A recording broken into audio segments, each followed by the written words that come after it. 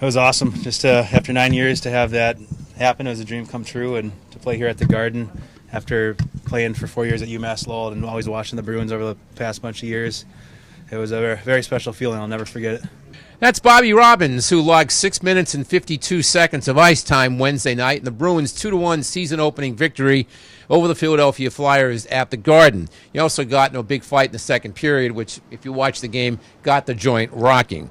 Now, I'm going to get to Bobby Robbins in a minute, but first, I'm going to talk just for a second about Shawn Thornton, the former Bruins tough guy who's now at the Florida Panthers.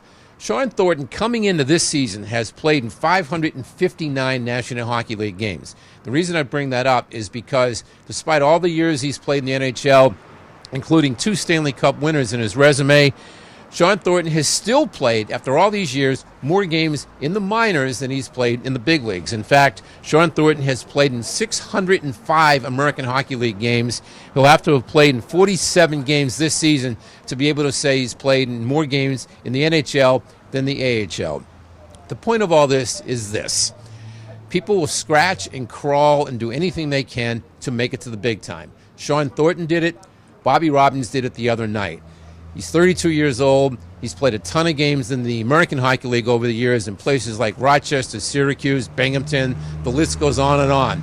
The former UMass Lowell star scratched and crawled and did whatever he could to get to the National Hockey League. He finally made it Wednesday night. Bruins fans should take note of this. Now, this isn't something you see a lot in the National Hockey League. You never see it in the NFL. You never see it in the NBA because you either make it or you don't. We see it more in Major League Baseball. Let's roll back the clock to the year 2004, the year the Red Sox finally won a World Series championship. If you ask Red Sox manager Terry Francona to talk about his highlights from that season, obviously he's going to talk about Dave Roberts stealing second base and all the many things the Red Sox did in that big comeback. He'll talk about the big game against the Yankees when Jason Varitek beat up A-Rod. Those are big memories. Take Terry Francona aside, ask him about one of his more pleasant memories that doesn't get attention. He'll talk about a guy named Andy Dominique. He was 28 years old when he finally made it to the big leagues in 2004. It was his 8th pro season. He got a couple of hits. He helped win a game.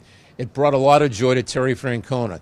These are guys who will scratch and crawl and do whatever they can to get to the big leagues. I'm going to close with this. If you're an aging Red Sox fan, you remember the name Billy Rohr.